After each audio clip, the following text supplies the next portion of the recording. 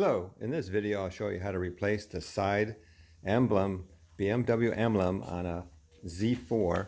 This is a 2012, but others are similar. The first thing you do is observe the emblem on the side. This is the left side, and you can see that the actual BMW emblem has blown off. And the easiest way to do it is drill with a 1/4-inch drill. That's all you need. 1/4-inch drill, a punch and a hammer, and the new emblem. The new emblem has 3 tabs on the back, just like the old one. Now you drill the 2 holes.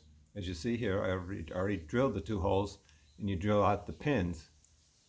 Okay, you remove the emblem and punch the rest of the pin through the grommet that's in the side of the car that holds the emblem in place.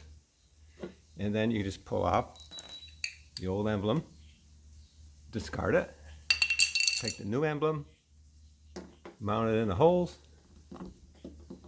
and press firmly. You're all done. Pretty simple. Don't even have to remove the fender, open the door, open the hood, or anything. You just drill it out, punch the pins in, replace the emblem with the original OEM part. Thank you.